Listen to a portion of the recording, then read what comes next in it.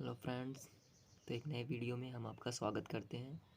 तो जैसा कि हम एक्सरसाइज 8.2 सॉल्व कर रहे थे, आज इसमें हम तीसरा क्वेश्चन लेकर सॉल्व करेंगे। तो चलिए फ्रेंड्स सॉल्व करते हैं। लिखा है cos 45 डिग्री अपान में sec 30 degree plus cosec 30 degree. इन सारी वैल्यूज़ का मान रखेंगे और उसको थोड़ा सा सिंप्लीफाई कर लेंगे, वही हमारा फाइनल आंसर हो जाएगा।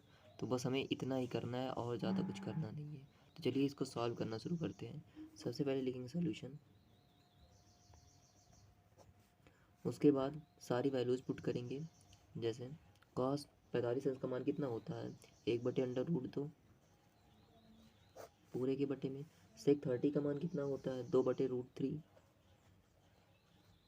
प्लस में। उसके बाद कॉसेक 30 डिग्री का मान कितना होता है, 2 होता है। इसको थोड़ा इजी करने के लिए इसके बटे में 1 लिख सकते हैं, उससे कोई फ़र्क नहीं पड़ता है। तो आपको ये वैल्यूज़ तो याद होंगी, तभी आप ये इसको पुट कर सकते हैं। तो आपकी ज़िम्मेदारी है, आप ये वैल्यूज़ को याद कर लीजिए। पिछली वीडियोस में मैंने कैसे इसको याद करना है बता रखा है, आप चैनल पर जाकर वो वीडियो देख सकते हैं। चलिए इसको आगे सॉल्व करते हैं। ये इतना हो गया। उसके बाद इसमें तो हम कुछ सॉल्व नहीं कर सकते, इन दोनों को जोड़ सकते हैं। हाँ, कैसे? एलसीएम मेथड से। चलिए जोड़ देते हैं इसको। ये हो जाएगा 1/√2, ऊपर ही रहेगा बटे में। इसका एलसीएम लेकर के जोड़ते हैं तो ये हो जाएगा 2 + 2√3 बटे में √3। अगर ऐसा नहीं कर सकते आप, इसका मल्टीप्लाई करा दीजिए, 2 × 1 = 2 हो जाएगा। इसका इससे कराया तो 2√3 अपान में √3 1 × √3। इतना हो गया, ठीक ना। अब क्या करते हैं, ये बाहर वाले नंबर का मल्टीप्लिकेशन, ये अंदर वाले नंबर्स का मल्टीप्लिकेशन। एक का √3 से, √2 का ये बची हुई संख्या से। चलिए इसका गुणा कराते हैं। गुणा कराने पे हमें मिलेगा,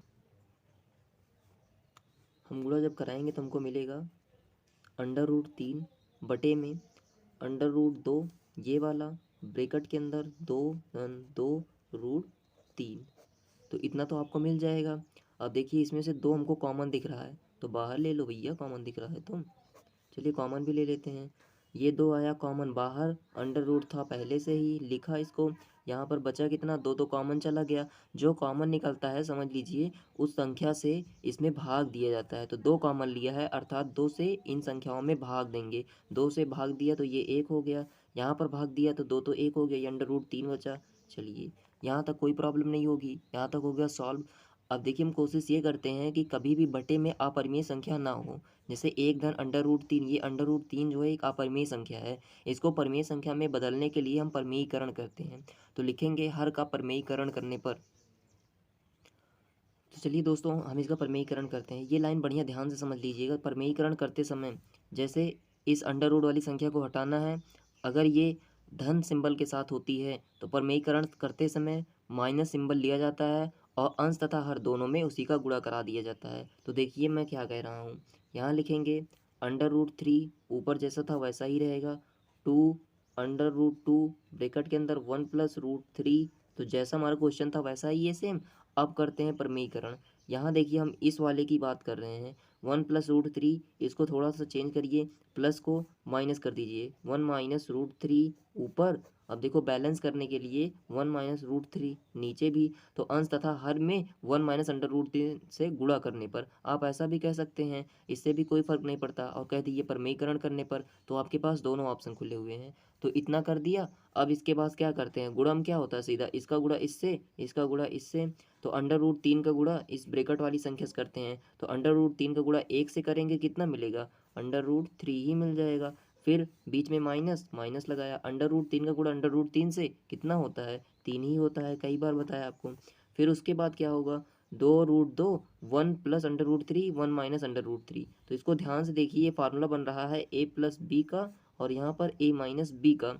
तो इसका फार्मूला क्या होता है, अगर कहीं पर a + b इंटू में a - b होता है तो इसका फार्मूला होता है a² माइनस में b²। उसी फार्मूले का यूज करके यहाँ हम लिख सकते हैं 2√2 ब्रैकेट के अंदर ये 1 है तो 1 का स्क्वायर। फिर उसके बाद ये माइनस का सिंबल, माइनस b की जगह √3 है तो √3 इसका भी स्क्वायर। चलिए इसको ऐसा कर देते हैं। यहाँ तक तो कोई दिक्कत नहीं होगी, इतना बढ़िया है ना। आगे सॉल्व करते हैं।